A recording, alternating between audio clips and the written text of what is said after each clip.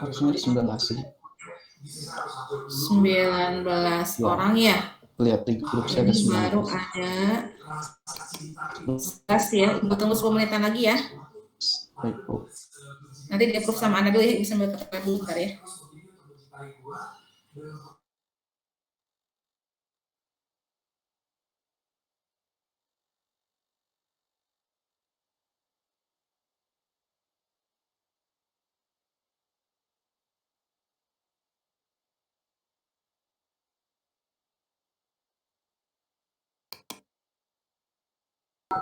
Ya, selamat bertemu buat yang Ibu ya.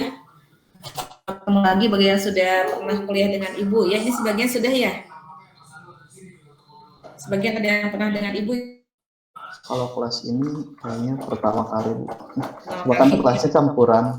Ada yang ulang, ada yang ini. Kan Ibu Sri Kuswayati ya. Ada 2 Sri di STTB, yang satu Sri Erina, yang satu Sri Kuswayati. Jadi kalau Ibu Erina pakai Sri Erina itu ya, jadi jangan ya. Kalau nanya jadwal, nanya nilai gitu ya. Kadang-kadang suka tukar-tukar. Dan kami baru bisa bertatap muka online hari ini karena kemarin 2 pekan berturut-turut tidak berhalangan ya, tidak bisa bertemu ya. Untuk kuliah kita kuliahnya project manajemen ya. Mohon maaf, ini suara bocor nggak yang di rumah ke Ibu? Masuk ke sini nggak suaranya? Soalnya lagi rame di rumah Ibu, bocor nggak ke situ? Jelas kok, Bu. Jelas ya. Jadi project manajemen ini adalah satu mata kuliah yang nanti akan diujikan ya. Tahun yang ya ada perkuliahan khusus manajemen project, bukan ada kuliah di luar ETS ya. Jadi biasanya pelatihan yang memang ditujukan supaya ada lulus sertifikasi. Sudah 2 tahun dalam kurikulum. Dan ada kebijakan baru kalau di semester sebelumnya itu mengikuti nilai yang diperoleh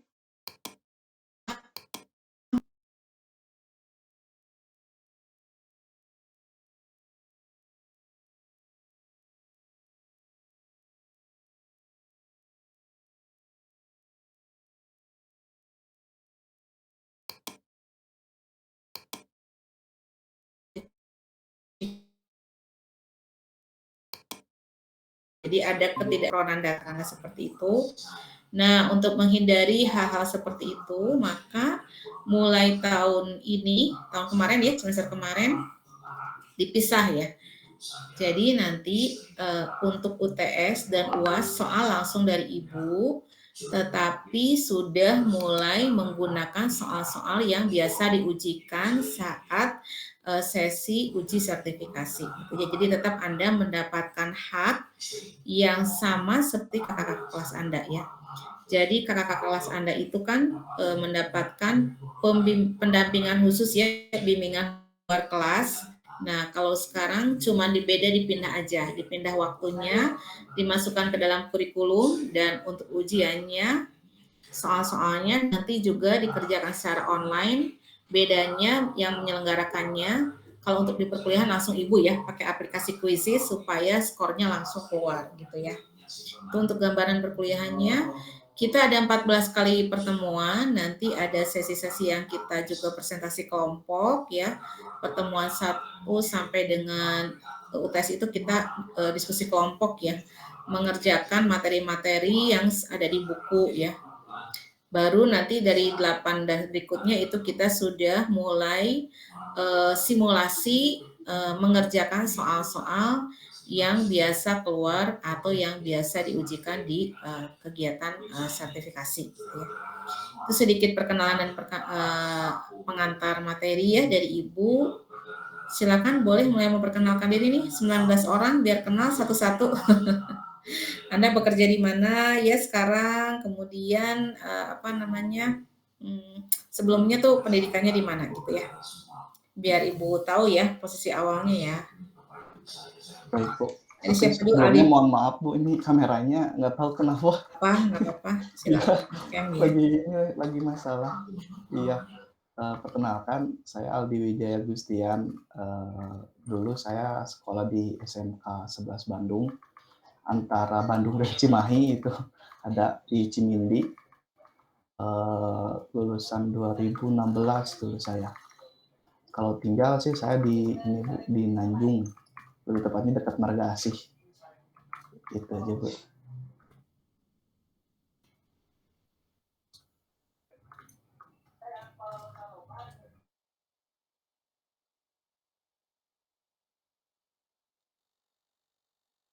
Pantesan Aldi diam aja, ada ke-mute.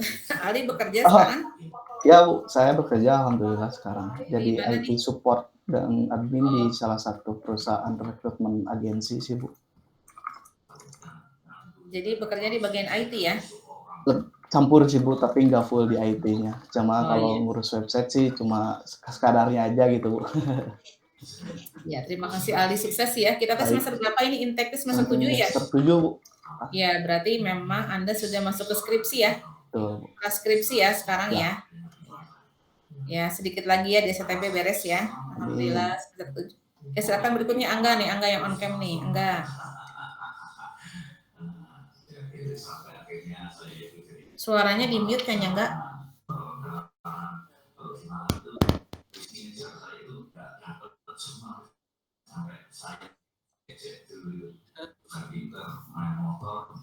Ya, suaranya enggak ada.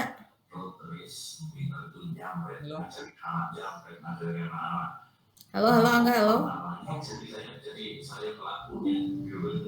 Kecil enggak? Suaranya kecil.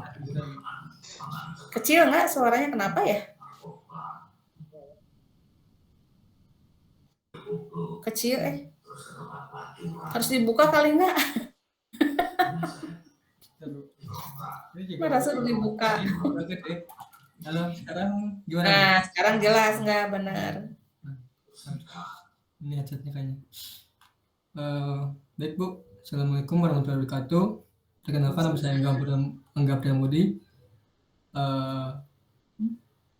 Sekarang ini saya kesibukannya mahasiswa biasa, reguler, Bu. Kemudian asal sekolah saya dari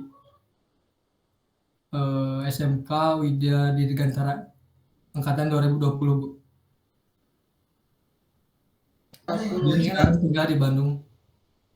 Bekerja di mana enggak? Mahasiswa reguler biasa, Bu. Tidak. Reguler cuma digabung ke sini ya enggak ya? Ambil mata kuliah atas, Bu. Semester 7 juga ya? Ya. Iya, Bu, ngambil mata kuliah atas. Ambil ke atas ya, siap. Sukses ya bagi-bagi waktu ya, reguler sama ini ya. Ya, Bu. Ya, terima kasih Angga. Silakan berikutnya Anggita, ada yang on cam aja dulu, siapa menghargai on cam dulu. Habib, silakan Habib. Ya, Bu, terdengar suara saya, Bu? Jelas Habib, jelas suaranya. Oke. Assalamualaikum warahmatullahi wabarakatuh. Waalaikumsalam. Nama saya Muhammad Habib Abdillah. Saya dulu sekolah di SMK Al-Falah Nagreg, Bu. Sekarang bekerja di SMK Al-Falah Nagreg. Bekerja di mana, Ki, Habib? Di SMK Al-Falah Nagreg juga, Bu. Oh, di Nagreg juga. Iya, berarti sekarang posisi lagi di Nagreg ya? Ya, Bu, di Nagreg, Bu. Iya, lancar ya Habib ya. Bu, makasih, Bu. Ya, silakan berikutnya siapa? Berdasarkan absen aja kalau gitu ya. Kita sambil ngabsen ini, Bu. Ada Anggita ada? Iya, Bu. Ya, ini campur sama reguler ya. Silakan, nggak apa-apa, biar kenal ya.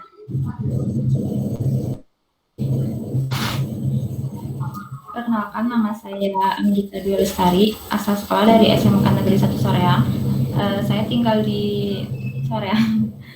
Saya bekerja di TV Tracker Indo sebagai admin. Ya. Ya, sukses ya udah semester. Anggita reguler enggak ya? Karyawan ya?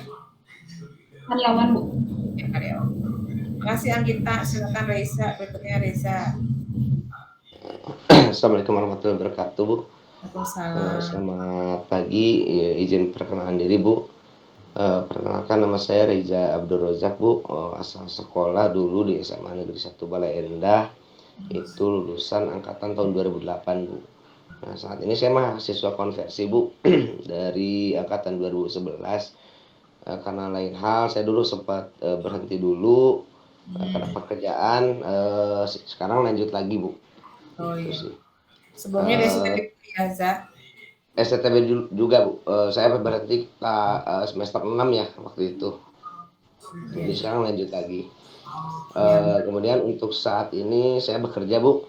Jadi sambil kuliah sambil kerjanya di perusahaan di Cibiru Bu, di gudang spare part Toyota. Iya. Itu aja sih. Terima kasih Bu. Mudah-mudahan bisa bagi waktu ya, Reza ya, sayang ya, biar Ya, maksudnya saya kalau berhenti lagi gitu, iya Bu. lanjut. Siap. Makasih Bu. Ya, sama-sama. Ya, berikutnya siapa? Reza udah. Bentar.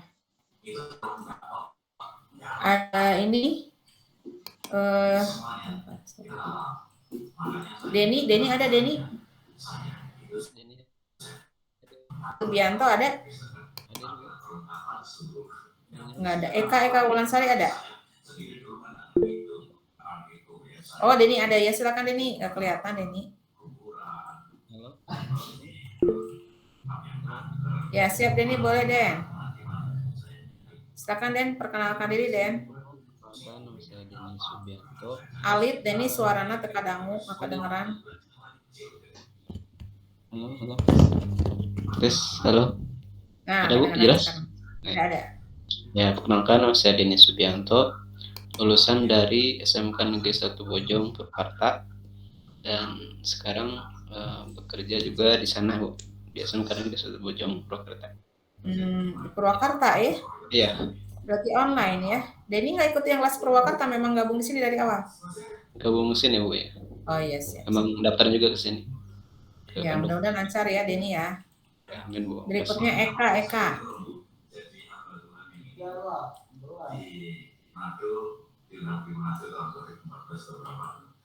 Ada Eka nggak ada?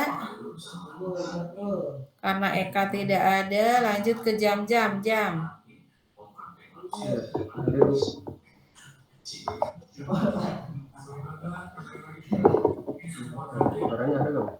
Ada jam. Perkenalkan, nama saya Jam Malik Nurjaman, asal sekolahnya dari SMK 1 Kertajati. Sekarang pekerjaannya masih kuliah aja Bu. Jam reguler ya jam ya? Iya Bu, reguler pagi. Jam-jam itu terkenal namanya, sering sama ibu. Iya Bu, sering itu Bu. Ibu teh apa sih jam? Kita kuliah apa jam sama ibu teh? Pasti halal, terus bank sampah. Apa sih? Yang awal. Oh iya. Iya. Si halal ya jam. Kayak bantuan di jamnya si halal ya jam. Iya Bu. Ya, makasih jam. Makasih Bu. Nah, berikutnya apa ada? Eka nggak ada. Royhan. Hadir Bu. Ya, silakan Royhan. Assalamualaikum warahmatullahi wabarakatuh. Waalaikumsalam Royhan. Perkenalkan, nama saya Muhammad Roy, asal sekolah dari SMKN 1 Panjiran, Majalengka. Untuk pekerjaannya saat ini hanya mahasiswa biasa Bu, yang reguler ya, Royhan nama ya? Iya Bu. Bang sama jam berarti nyes angkatannya. Iya Bu, bareng. Makasih ya Royhan ya. Ada Noval. Ada Bu. Ya, silakan Noval. Assalamualaikum warahmatullahi wabarakatuh. Waalaikumsalam. Perkenalkan, nama saya Noval Indra Miharja, asal sekolah saya dari SMA Negeri 15 Garut. Untuk pekerjaan saat ini saya fokus kuliah, belum bekerja.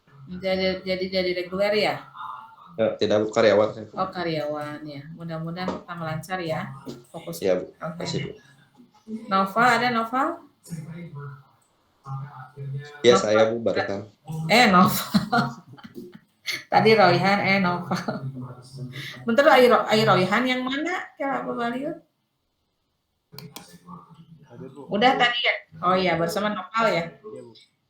Barusan Noval ya? Iya, Bu. Noval. Oktama ada Oktama? Hadir masuk Ibu. Ya, Oktama silakan Oktama.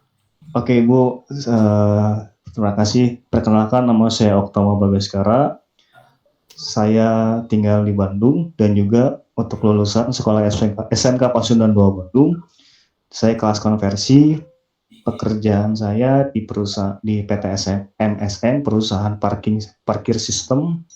Saya kelas konversi Bu. Jadi nerusin sebelumnya pernah cuti tapi sekarang masuk lagi gitu. Dan STB Oktama sebelumnya. Ya, gimana Bu? Sebelumnya di STB juga pas cuti sebelum cuti. Iya, di STB Bu udah semester 8 karena kebetulan pekerjaannya pindah keluar kota. Jadi skripsinya nggak selesai. Iya, jadi alhamdulillah dikasih kemudahan sama kaproknya buat terusin. Jadi mohon bantuannya Ibu, mohon bantuannya dibantu dibimbing. Dan juga mohon maaf Ibu nggak on cam karena saya teh lupa hari ini teh ada perkuliahan ya, jadi nemenin mama saya ke toko kain. Jadi di luar ini. Mohon maaf. Ya nggak apa-apa. Ya, silakan lanjut belanjana bareng nyimak kuliah. Enggak, saya sambil duduk nih, sambil dengerin Ibu. Ya, siap. Ya, makasih Oktama, lancar ya, lebar ya. Makasih juga. Amin, makasih Ibu, terima kasih banyak ya. Ya, berikutnya Prabu Setia ada? Ada Ibu hadir. Ya, Prabu, silakan Prabu. Ya, Assalamualaikum warahmatullahi wabarakatuh. Perkenalkan, nama saya Prabu Setia Pamungkas, mahasiswa konversi dari angkatan 15 Ibu. Sebelumnya pernah juga ngajar. Iya. Ibunya. Iya Bu, ini saya kan kemarin cuti. Jadi baru bisa melanjutkan sekarang lagi Bu. Pas Ibu pertama ngajar ya di STB kalau nggak salah ya 2015. Iya betul Bu. Ada beberapa mata kuliah sama Ibu sih. Iya benar dulu mah ada sering ya di reguler ya. Ya, mudah-mudahan lancar ya Prabu ya, meskipun baru pasti sekarang ya, mudah-mudahan semangat baru. Mungkin udah pada lulus, bukan mungkin ya, udah pada lulus lagi ya. Iya betul Ibu, terima kasih. Semangat ya Prabu. Iya. Besok apal dosennya mau apal nama, apal wajah ya, gitu ya. Iya. Emang. Ready ada ready? Ada Bu, ada Bu. Ya ready. Saya Ready Baitul Milah, lulus SMK Pasundan 1 Bandung, tinggal di Cibaruyut, sekolah kerja di SD Edu Global di bagian TEP. Sekarang banyak yang kerja di sekolah-sekolah ya, alhamdulillah ya. Mudah-mudahan tambah lancar masanya. Sekarang sekolah mengadaptasi teknologi ya. Kasihan guru-gurunya kalau nggak dibantu ya. Iya betul Bu. Banyak bantu guru-guru pasti ya. Iya lumayan lah. Terima kasih ya. Ada Restu. Bisa terdengar Bu, suara saya Bu. Dengar Restu ya, silakan Restu. Jadi memperkenalkan diri, nama saya Restu Jiwanto. Dulu saya sekolah di SMK Taman STP, sekarang bekerja di sekolah juga di SMK Pasundan STP. Saya mahasiswa konversi Bu, angkatan 2016. Ya. Tempat cuti. Ya, apa nama lagi Restu? Iya Bu. Pernah dengan Ibu ya Restu ya, 2017 ya. Pernah Bu. Iya, mudah-mudahan lancar ya Restu ya. Ya. Masih pakai NIM yang lama ya, 2016 ya. Masih, ya. Masih bisa ya, tahun ini beres ya, amin ya. Tahun ini, iya. Mudah-mudahan beresnya Restunya, apa namanya? Reza, ada Reza? Reza Agustin? Ya, ada Bu. Ada. Ya. Perkenalkan nama saya Reza Agustin. Saya lulusan SMK 3 Bandung. Kerjanya di Pertanian Indonesia sebagai technical writer. Sebagai apa Reza? Technical writer Bu. Oh iya. Reza mah berarti kelas karyawan ya? Ya betul. Ya mudah-mudahan lancar ya Reza kuliahnya ya. Rianti, ada Rianti?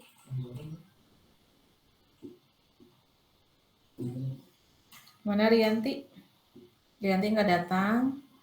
Berikutnya Rizky ada Rizky.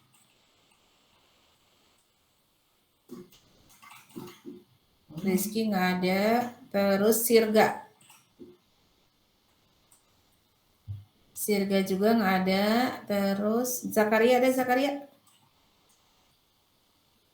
Ya silakan Zakaria. Ya silakan Zakaria. Perkenalkan, saya Zakaria Zikri Laili, asal sekolah SMK Negeri 2 Barenda.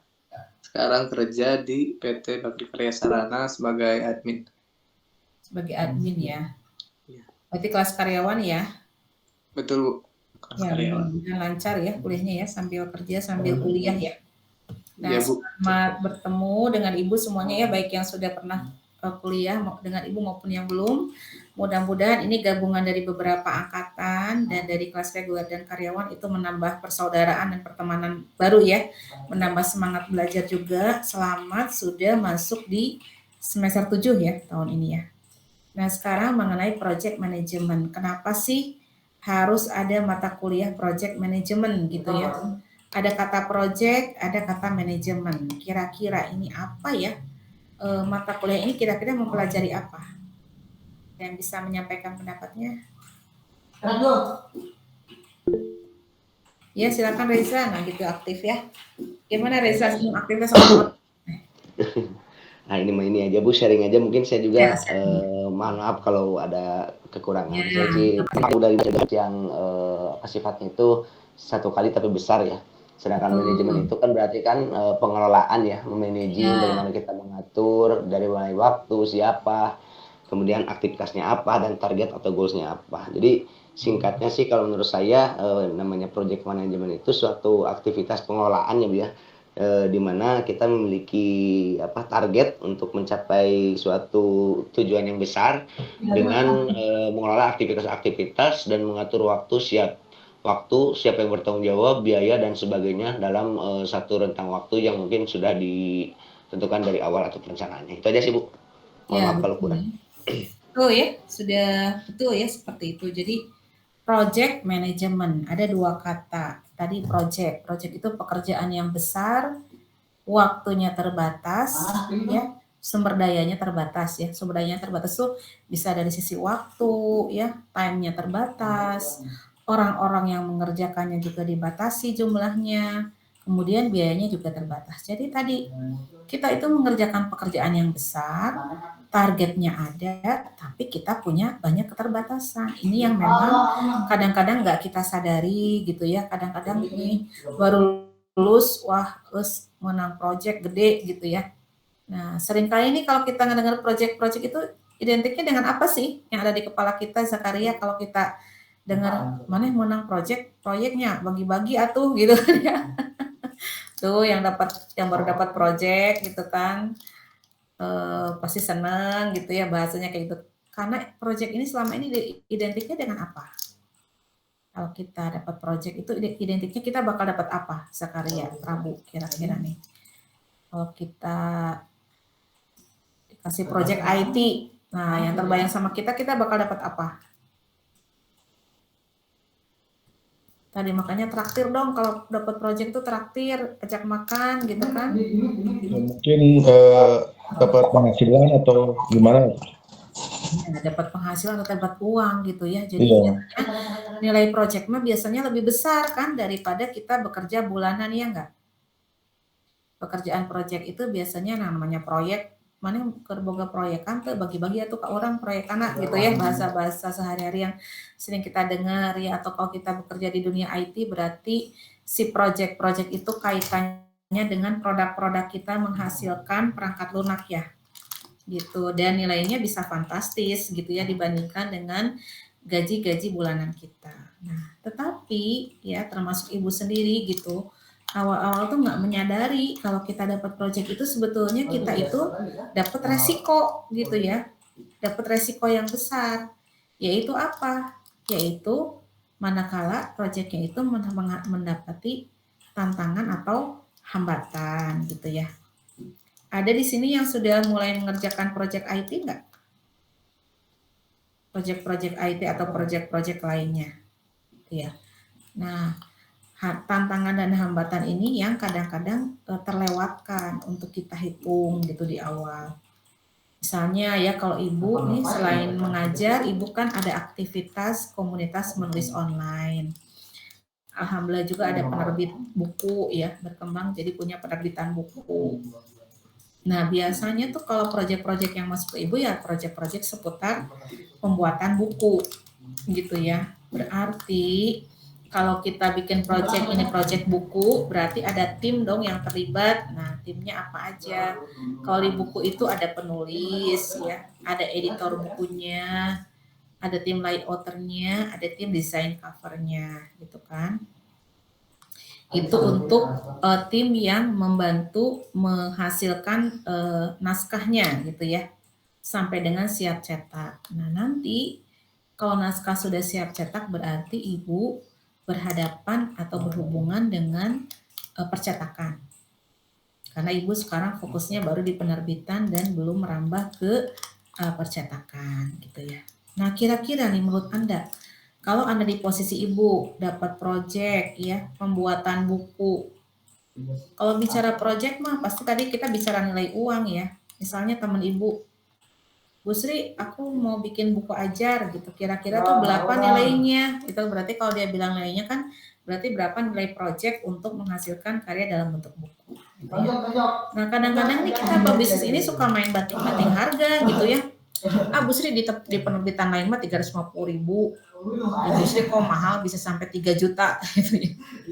Di penerbit lain mah cuma 500.000 kok di sini sampai 3 juta kayak gitu. Nah kadang-kadang kalau konsumen itu membanding-bandingkan. Tetapi sebetulnya kalau kita bicara 3 juta itu sebetulnya include kita juga harus nanggung resikonya gitu ya. Resikonya apa? Resikonya diantaranya yang pertama naskah. Naskah itu yang masuk ke penerbit buku itu nggak otomatis langsung bisa terbit ya, tapi pertama harus dicek dulu apakah dia mengandung plagiat enggak. Jangan sampai nanti kalau kita main hajar tuh yang 150.000, 200.000, ibu mikir dia sempat ngecek nggak ya naskahnya dari sisi konten, apakah naskah itu plagiat atau enggak. Itu baru dari sisi konten loh ya, keaslian atau tidaknya. Nanti kalau sudah asli, apakah bisa langsung dicetak? Kan naskah itu suka ada typo-typo, atau sekarang ini bisa main kopas-kopas aja gitu ya. Kemudian dia rewrite gitu, ditulis ulang supaya nggak terlihat kopas gitu. Tapi apakah nanti lolos dari tata tulisnya betul atau enggak? Nah, itu harus diperiksa juga oleh editor. Jadi ya bisa jadi sih murah, tapi nggak tahu ya kayak kue juga kan. Kue itu kan ada bala-bala, misalnya Anda beli bala-bala, ya beli makanan, ada yang digoreng di pinggir jalan, ada yang dijual di toko, ya harganya bervariasi. Ya tentu saja itu juga dengan layanan yang berbeda. Yang di pinggir jalan mungkin harganya murah tapi kena debu gitu ya. Udah gitu mungkin bahan-bahannya juga dan berbeda dengan yang dijual di toko misalnya. Sama penerbitan juga seperti itu. Jadi artinya kalau kita sudah berkaitan dengan proyek, kita jangan fokus hanya berfokus kepada biaya saja. Tetapi kita juga tadi harus berpikir bahwa ketika kita mengambil sebuah proyek, bahwa ketika kita bersedia untuk mengerjakan sebuah proyek, entah itu proyek pembuatan IT, aplikasi, atau misalnya ibu di penerbitan, maka kita harus sadar bahwa kita itu nanggung resiko loh, gitu ya. Cetak murah, tahu-tahu asal. Nanti kan kalau efeknya ke penerbitnya ya, siapa sih yang menerbitkan buku ini? Aduh asal banget deh. Kok isinya tuh nggak dicek ini plagiat loh, punya orang lain. Nanti kan tentu penerbit gitu ya. Atau misalnya udahlah dia cek plagiat, nggak plagiat punya orang. Tapi ternyata isinya tuh nyambung, karena kan bayar editor itu mahal ya, gitu seperti itu. Jadi tujuan daripada mata kuliah ini adalah untuk memberikan wawasan ilmu kepada Anda yang sebentar lagi akan lulus, dan mudah-mudahan berikutnya juga sudah mulai handling project, bahwasannya hati-hati loh kalau Anda mendapatkan project itu nggak serta-merta Anda itu langsung dapat duit gitu ya, nggak serta-merta Anda itu bicara untung gitu, tapi harus siap-siap juga dengan resiko-resiko yang akan Anda temui dalam sebuah project. Nah karena itu Bu, berarti Di mata kuliah ini kita belajar dong ya, bagaimana supaya kita bisa mengelola sebuah proyek sehingga proyek itu bisa berhasil. Ya, di mata kuliah ini nanti Anda belajar bagaimana komponen-komponen yang mendukung sebuah proyek itu bisa Anda kelola. Sehingga tadi harapannya itu atau outputnya itu bisa terpenuhi gitu ya. Apa aja sih yang dikelola? Yang dikelola itu ya macam-macam ya, diantaranya sih yang utama itu ada uang ya, ada orang ya, kemudian ada juga waktu ya.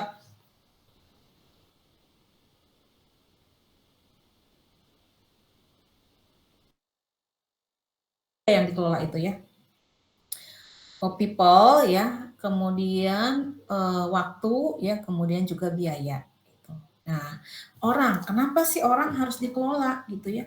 Karena tadi untuk kita menghasilkan output yang luar biasa dalam sebuah proyek atau kita bisa memenuhi harapannya itu, maka SDM-nya juga adalah orang-orang yang harus bisa kompeten ya mengerjakan proyek itu gitu ya. Jadi biasanya ibu kalau di penerbit itu ibu punya dua grade ya.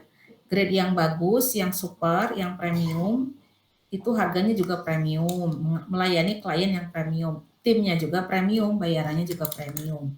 Tapi ada juga grade yang berikutnya ya, yang harganya itu murah dibandingkan yang premium ya. Tujuannya itu untuk membantu orang-orang punya pengalaman. Misalnya apa? Misalnya editornya itu editor yang lagi magang, layouternya yang lagi magang ya. Kemudian tim ilustrator siapanya itu orang-orang yang masih magang, tapi masih magang di sini mereka dipekerjakan tapi punya ilmunya. Misalnya sekarang perusahaan ibu MOU ya pekan depan dengan STB itu untuk memberikan kesempatan kepada mahasiswa untuk kontribusi magang di perusahaan ibu. Jadi mereka belum dibayar, makanya bisa lebih murah si paket-paketnya itu gitu ya. Nah, diharapkan dengan memiliki ilmu nggak asal yang dikerjakan. Tapi kalau paket-paket yang premium yang mahal juga outputnya juga berbeda gitu ya. Jadi artinya tadi SDM juga menyesuaikan dengan output project. Waktu juga sama. Nah, waktu pengerjaan kalau pengen cepat berarti timnya harus tim yang memang siap gitu ya. Nah, kalau ibu kan penerbitannya itu bekerjanya daring ya dari dulu. Dari sebelum pandemi itu udah daring, udah online. Terus sebagian besar ibu rumah tangga. Nah, kalau misalnya proyeknya premium dan butuh waktu yang cepat, ibu juga harus memastikan yang terlibat itu kalaupun dia ibu rumah tangga harus yang anaknya sudah besar gitu ya. Jadi nggak kedisrak sama ngurus anak gitu ya. Atau misalnya single parent gitu yang dia memang fokus dicari nafkah dari kegiatan menulis. Jadi artinya tadi tim itu menentukan kesuksesan sebuah proyek. Bahkan yang sering terjadi di UMKM terutama gagalnya sebuah proyek itu adalah ketika timnya bongkar pasang ya, keluar masuk gitu ya. Dia sedang ngerjain proyek di kita, tapi tiba-tiba dia ditawarin ngerjain proyek yang lain yang harganya lebih menggiurkan, bayarannya dia tinggalkan gitu ya. Nah, otomatis ini kalau misalnya si proyeknya itu tadi berkurang timnya, berarti ada pengaruh kemana tuh? Kalau sebuah proyek dia berkurang timnya, itu berpengaruh ke apa aja? Resiko waktu yang bisa. Ya, ke waktu ya. Yang paling gampang mah mungkin ada di analogikannya bikin rumah ya, bikin rumah, bikin bangunan.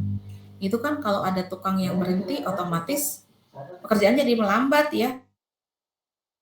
Pekerjaan lambat berarti apa? Waktunya tambah panjang. Berarti dari sisi kita yang bayar orang, kira-kira kita bayarnya nambah nggak ya? Kalau ada pekerjaan nilai nambah. Kenapa? Iya, karena waktunya nambah, ya berarti kita ongkosnya juga bertambah gitu ya ke orangnya. Nah, itu. Jadi kenapa yang 3 ini yang utama harus kita kelola orang, people-nya, terus uangnya juga, terus waktunya juga gitu. Maka nanti Anda akan belajar di manajemen project itu ada yang istilahnya itu early finish, early start, early finish.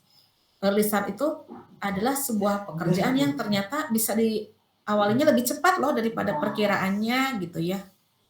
Misalnya kalau di buku, wah ternyata editornya itu dari waktu yang kita sediakan 2 minggu, dia bisa selesai seminggu. Wah berarti kalau sudah diedit, ya udah masuk aja ke layout gitu ya. Jadi si layoutnya itu early start. Dia dilakukannya lebih cepat daripada perkiraan. Karena apa? Karena si editornya tadi early finish, selesainya lebih awal. Tapi ada juga pekerjaan yang late start, late finish. Jadi ada juga pekerjaan-pekerjaan yang mulainya teh mundur gitu kan. Karena apa? Misalnya tadi, editornya ternyata anaknya sakit gitu ya, untuk klien yang tadi yang magang gitu ya, anaknya sakit, berarti kalau gitu ya udah berarti ada apa namanya late finish-nya, berarti late finish berarti pekerjaan berikutnya late start gitu ya. Jadi kita tadi bicara dengan waktu. Nah, kalau kita sudah dengan konsumen itu tidak menutup kemungkinan kita bukannya dapat uang, dapat penalti di project itu gitu ya. Karena apa? Karena kita lewat waktu ya, seperti Ibu pernah ada pekerjaan menuliskan project ini sekian. Tetapi kalau untuk jangka waktu sekian bulan, dan kalau gagal malah kena denda gitu ya. Bukan kita yang dibayar, kita yang bayar. Kenapa sih ada seperti itu?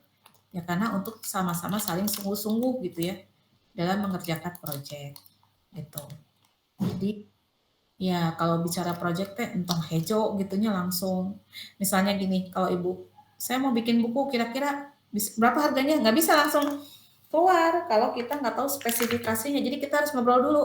Yuk sesi Zoom dulu, kebutuhannya apa? Berapa halaman yang mau ditulis, nanti kertasnya mau berwarna apa enggak gitu kan, cetaknya tentanya mau warna apa enggak, mau ada ilustrasi bukunya enggak gitu ya, dan sebagainya. Jadi kita harus memahami dulu, menyepakati dulu skop dari sebuah proyek ya. Jadi tadi proyek itu adalah pekerjaan-pekerjaan yang sumber dayanya terbatas, baik itu manusia, waktu maupun biaya, dengan output yang sudah disepakati bersama gitu ya. Nah makanya kita harus pandai-pandai mengolah sebuah proyek. Dan sekarang ada yang namanya software manajemen proyek dan software-software yang lainnya ya. Ibu juga sekarang sudah mulai menerapkan kegiatan ini di kegiatan usaha Ibu ya. Jadi Ibu punya asisten yang dia timekeeping gitu ya. Karena kemarin Ibu waktunya dihabiskan untuk melatih orang dulu kan, mempelajari ritme mereka gitu ya, kecepatan ibu-ibu mengerjakan proyeknya gimana, sampai dengan Ibu sudah mulai bisa mengukur, oh ya kalau nulis buku solo berarti maksimal 3 bulan gitu ya, kalau misalnya buku antologi rame-rame bisa 2 bulan. Nah dengan pengalaman mengerjakan proyek itu, Ibu sudah mulai pakai waktu. Jadi si asisten ini sudah mulai gerilya grup-grup, karena kan kita kerjanya online. Karena kerjanya online berarti setiap proyek itu dibikinkan WhatsApp grupnya, di situ semua tim yang terlibat dimasukkan, dan dia di awal proyek sudah mengeluarkan yang namanya perkiraan waktu pengerjaan gitu ya, untuk diketahui bersama dan untuk dipatuhi bersama. Itu memang nggak mudah membangun habit seperti itu ya, apalagi yang mengerjakannya ibu rumah tangga gitu ya. Nah, apa sih harus dikasih waktu gitu kan, saya kan nggak bisa diburu-buru gitu, yang namanya nulis kan harus sesuai dengan mood. Terus ibu bilang gini, kamu dapat project nih 10 juta ya, kayak gede ya, tapi kalau kamu kerjakan 5 bulan berarti kamu sebulan cuma 2 juta tuh gitu, bukan 10 juta. Nah tapi kalau misalnya bisa dikerjakan cepet aja 2 bulan 10 juta, berarti sebulan tuh 5 juta gitu kan. Oh iya bener juga ya gitu. Jadi selama ini dia cuma mikirnya, oh, aku dapat kerjaan nulis 10 juta, itu dia pegang nominalnya, tapi dia nggak ingat berapa sih waktu untuk mengerjakan itu gitu, karena itu akan menjadi beban kepada perusahaan ya. Bebannya gimana? Kita nggak bisa ngerjain proyek berikutnya kalau si orang ini belum selesai gitu ya. Kita nggak bisa pindah ke buku berikutnya kalau buku sebelumnya belum selesai. Berarti income perusahaan juga jadi ketunda kan ya, dengan tadi pekerjaan-pekerjaan yang nggak bisa dibatasi waktunya. Terus si klien juga nggak punya kepastian gitu ya, itu buku teh sebulan can aya kabar, 2 bulan ada kabar, 3 bulan gitu ya. Jadi dengan timekeeping tadi berusaha untuk profesional, meskipun kita sebagian besar misalnya ibu rumah tangga, itu akan memberikan kepastian buat semuanya, buat perusahaan, buat klien, yang buat dia sendiri yang mengerjakan. Itulah pentingnya sebuah penataan dalam project gitu ya. Jadi kadang-kadang kita fokusnya ke nilainya, berapa itu proyeknya, ya kayak barengan 200 juta mah gitu ya, kayak keren gitu 200 juta. Pas dilihat setahun gitu sampai beres gitu ya, berarti itu dia mengeluarkan biaya selama setahun itu jangan-jangan bisa nombok, bukannya untung gitu ya. Nah itu adalah esensi dari mata kuliah ini gitu ya.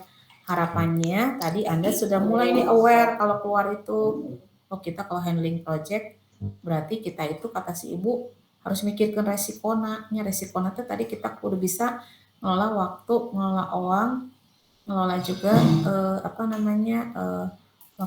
waktu, uang dan biaya gitu ya, harus kita kelola dengan baik gitu ya.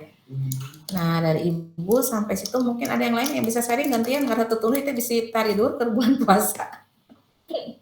Ada oke yang lain gimana, ada pengalaman nggak ngelola project? Dan PM ini Saya nggak pernah sih Bu. Belum pernah, iya. belum ya, nanti pas keluar bakal ketemu ya, apalagi orang IT ya. Dan PM ini, project manager ini salah satu posisi yang memang dihargai loh gitu ya. Jadi Ibu sama Bu Rina itu dosen STB yang memang ditugaskan untuk mengampu mata kuliah ini. Kami juga ikut sertifikasi ke Jakarta, ikut mata kuliah, ikut materinya, pembekalan materinya, terus disertifikasi juga ujian.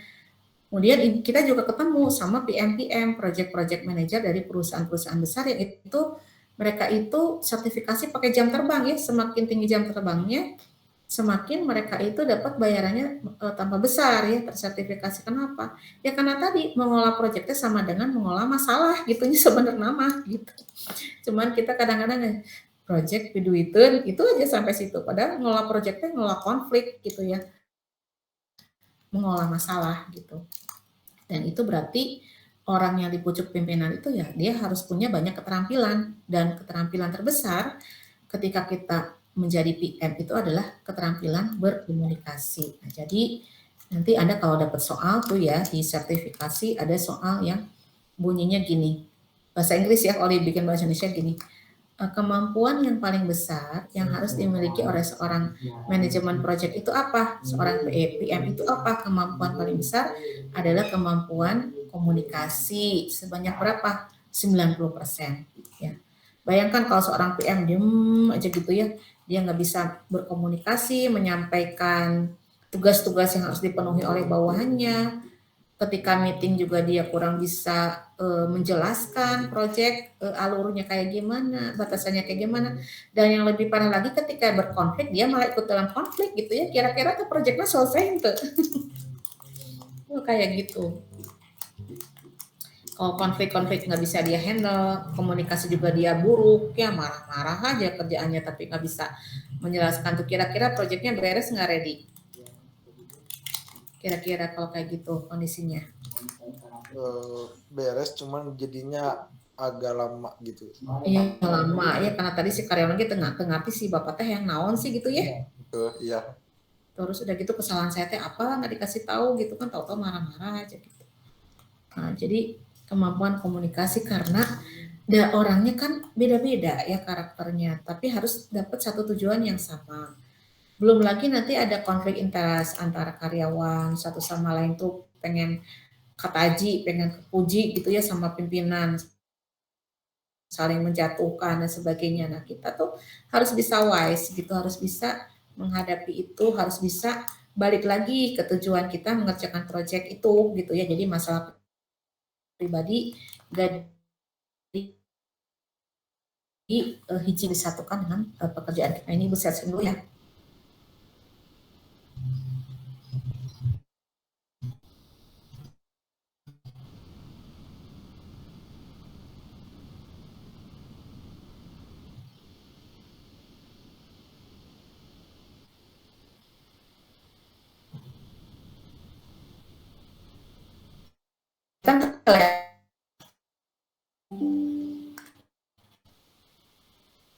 Halo, kelihatan ke layarnya?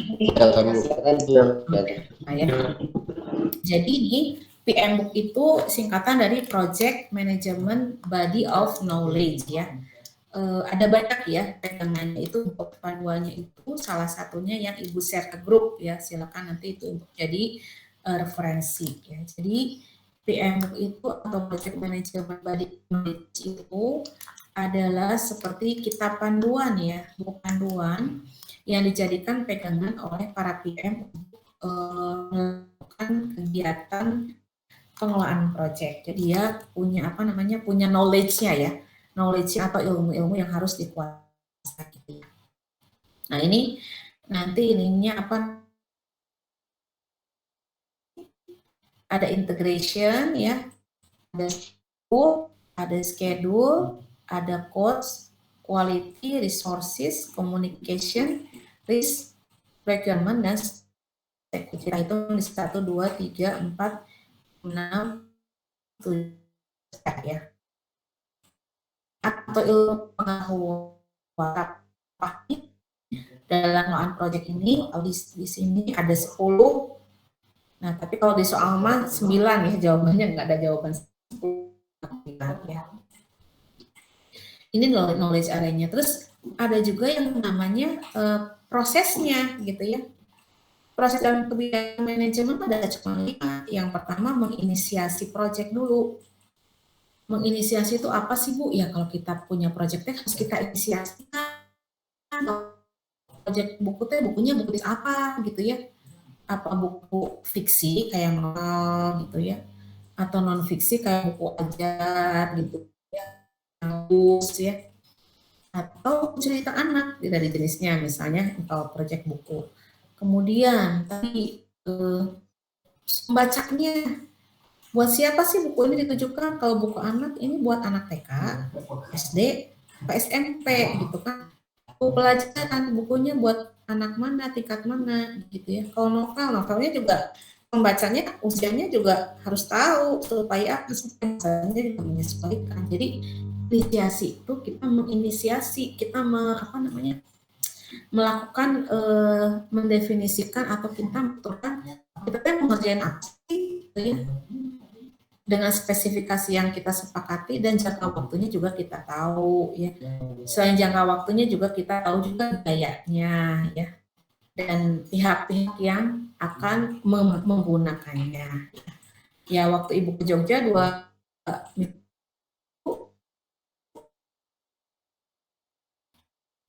memberikan pelatihan menulis untuk guru-guru TK menulis buku bergambar. Nah itu adalah proyek karena tadi waktunya terbatas mengerjakan berapa bulan.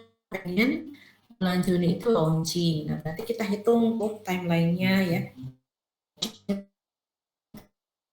Terus kita bulan apa gitu ya supaya nanti siap cetak.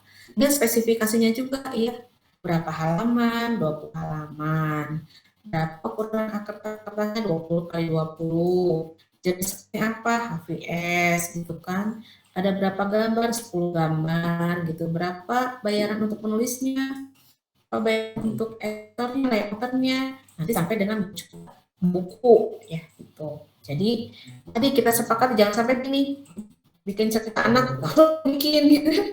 Tahu-tahu nggak sesuai sama keinginan orangnya tahu tapi kita 20 kali 20 ternyata yang cetaknya bukan kecil gitu, tenang gitu kan, itu akan menimbulkan miss. Jadi inisiasi ini nanti ada yang namanya ya perjanjiannya seperti apa, atau ada SPK surat perjanjian kerjasama, atau ada proyek itu adalah lembaran yang berupa nota kesepakatan tadi si proyeknya naon dikerjakan berapa bulan, berapa biayanya gitu kan oleh si pemberi tugas itu ya. Jadi itu perlu sekali supaya menghindari miskomunikasi kemudian hari. Nah Ibu karena rumahan ya bisnisnya, terus ibu rumah tangga ngerasa itu teh saling tahu aja gitu kan, tapi ternyata tetap harus ada hitam di atas putih karena pada jadi dalamnya gitu ya, itu sangat merugikan ya. Kita sudah bekerja sesuai dengan permintaan dia yang super cewek, kebutuhan gambarnya kayak gini dan sebagainya, baris layout dia nggak mau bayar ya. Jadi itu karena tadi ya. Nah sesudah diinisiasi dikesepakati maka kita muncul perencanaannya tadi kan. Perencanaannya itu meliputi siapa aja yang terlibat gitu kan, apa aja yang harus dikerjakan gitu ya, berapa tadi itu masuk ke planning. Terus sudah direncanakan masuk ke tahapan executing ya, dieksekusikan. Nah dari eksekusi harus Nah, atau buku nih, ada cerita namanya ibu rumah tangga ya, bikin kerjanya online ya, Bu, yang ngurus anak ya bisnis. Ya, ini kejadian di teman ibu yang punya penerbit juga ya. Karena sibuk kan dia ngeliatnya, oh ya udah di filenya di scroll aman-aman. Dia kirimlah ke percetakan, dicetak dalam jumlah banyak 100 buku. Setelah jadi ternyata ada halaman yang geser-geser ya. Jadi ada monitoring and controlling. Makanya Anda mungkin mendengar ada bagian QC ya, quality control, sebuah usaha itu untuk memastikan bahwa yang keluar itu sudah kita periksa ulang. Misalnya pabrik sepatu itu harus sampai udah di launching keluar ternyata kecil sebelah sepatunya gitu ya, atau baju pendek sebelah gitu ya. Itu kalau nggak ada QC tadi ada halamannya besar, halamannya hilang aslinya. Dia untuk memvalidasi dulu bahwa ini sudah oke, baru nanti muncul ke tahapan closing atau tutup sebuah proyek gitu ya. Jadi sekali lagi ada 5 tahapan, kemudian planning, direncanakan, harus direncanakan, dieksekusi. Setelah dieksekusi, kemudian monitoring, baru closing atau serah terima. Nah, kalau sistem sudah beres ya, berarti kalau ada apa-apa masuknya ke main. Kecuali kita mau kasih garansi gitu ya, misalnya itu harus ngecek, jangan sampai kita keluar keringat tapi kita nggak dibayar gitu. Ya bisa dipahami sampai sini? Ini harusnya atau anaknya kabur gitu ya. Lanjut ya. Nah, kemudian di sini nanti Anda itu akan bekerja dengan tabel ya.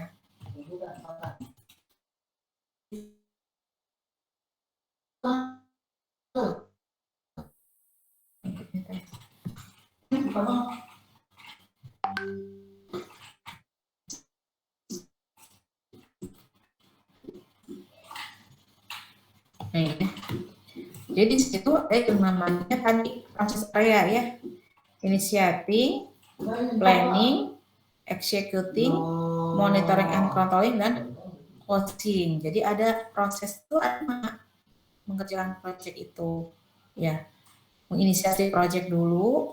Oh, setelah sudah terinisiasi udah dipahami lah, kalau skema udah dipahami lah topik materinya apa, skopnya, waktu pengerjaan skripsinya, pihak-pihak yang terlibat udah oke, baru masuk ke perencanaan. Oh, berarti skripsi ini tadi 3 bulan. Berarti saya harus mulai bimbingan dengan si ibu berapa kali ya, supaya nanti sampai ke waktu sidang tes saya udah siap gitu kan. Executing ya, mulai bimbingan gitu ya.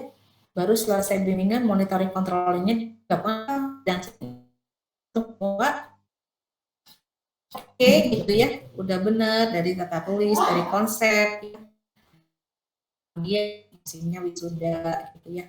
Itu kalau kita analogikan proses ini ke dalam kegiatan tadi. Ya, coba pengen tahu 5 prosesnya naon wae dalam manajemen proyek teh.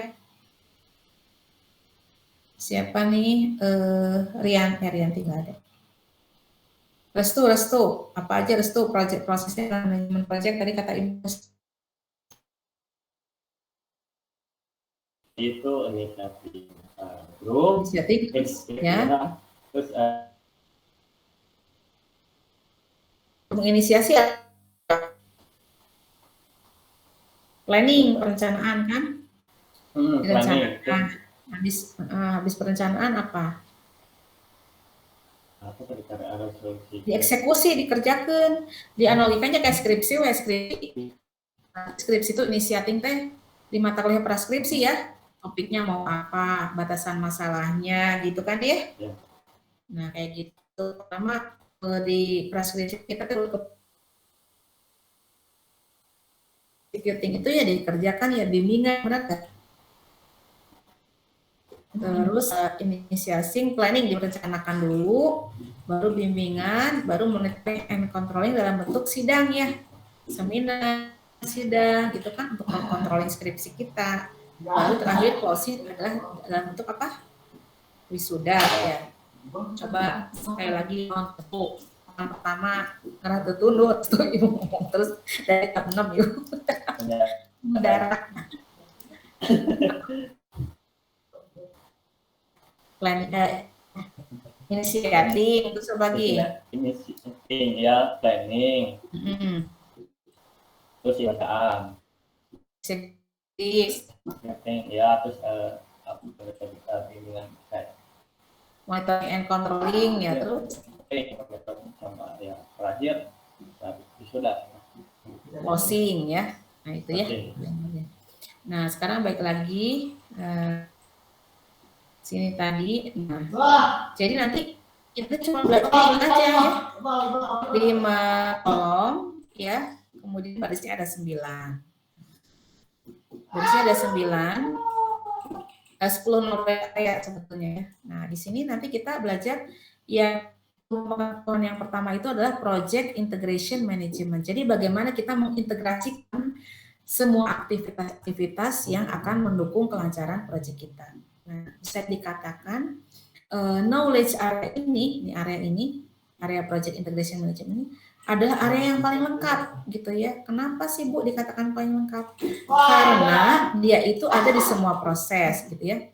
Ada di initiating, ada di planning, ada di executing, monitoring, controlling, dan closing. Coba lihat ini semua lengkap ya. Sorry ini anak ibu lagi main game hari Minggu jadi jajaran.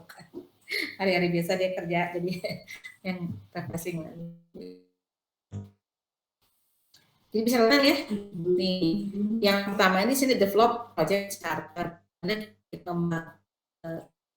tadi baru masuk ke planning ya, baru masuk ke siap-siap putih ya. Sebenarnya pertanyaannya gini, di project integration initiating proses itu adanya di knowledge area apa aja? Ini proses itu adanya di project integration management, dan yang ujung itu adalah stakeholder. Nah di sini ya, di stakeholder. Stakeholder itu sibuk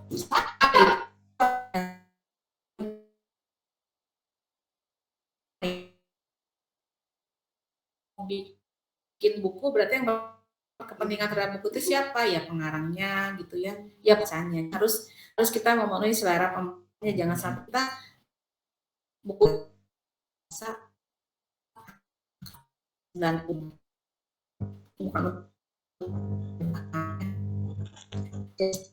proses dengan knowledge area yang akan kita explore ke depan gitu ya. Jadi lagi kalau kita bicara dengan proyek adalah proyek itu adalah pekerjaan terbatas waktunya ya. Waktu dalam proyek bangunan rumah atau gitu, pasti udah proyeknya selesai kan? Kecuali dia mau renovasi, berarti nanti masuk proyek renovasi rumah atau IT. IT juga sama, proyek pembuatan aplikasi. Ya, kalau dia udah biasa ada proyek gitu ya. Ada mana pekerjaan yang daily activity harian, mana yang proyek. Misalnya apa? Keuangan, apakah itu proyek atau dia bukan proyek? Pembuatan keuangan novel. Seakuntan setiap bulan membuat si akuntan itu rutin setiap bulan membuat laporan keuangan. Kayaknya bukan, Bu. Bukan, karena dia rutin gitu ya. Bisa rutin harian dikerjakannya, bisa bulanan. Itu pekerjaan-pekerjaan yang rutin itu bukan proyek. Nah, kalau proyek itu tadi ya, terbatas sumber daya dan tersumber daya itu tadi manusia, waktu dan biaya yang harus memenuhi suatu tujuan tertentu, yaitu untuk proyek. Nah, berikutnya nih kita biar nggak ngantuk ya, kita pakai sistem presentasi dari bersumber dari buku itu ya, yang Ibu kirim ke grup ya. Nanti kita bahas bareng-bareng. Nanti untuk pembagian kelompoknya Ibu lihat dulu, jumlahnya kan 19 orang ya. Nanti akan menyesuaikan jumlah mahasiswa dengan jumlah kelompoknya. Itu saja mungkin untuk hari ini ya. Baik Bu, terima Baik Bu, baik Bu. Ada gambaran ya apa itu project ya dan kenapa ada mata kuliah manajemen project ya. Dan kita sampai dengan UTS ini bahas-bahas materi dulu. Nanti setelah UTS baru kita mulai membahas latihan-latihan soal ya, persiapan untuk nanti Anda ikut sertifikasi. Gitu ya. Baik Bu. Ya. Mudah-mudahan lancar ya. Selanjutnya kuliahnya ya udah semester 7 diberikan kelancaran, lulus yang memuaskan dan bisa memanfaatkan ilmu yang dimiliki ya. Ya, selamat siang Ibu akhiri, lanjut di grup ya. Assalamualaikum warahmatullahi wabarakatuh. Izin live grup ya. Waalaikumsalam. Izin juga boleh. Terima kasih Bu. Ya sama-sama.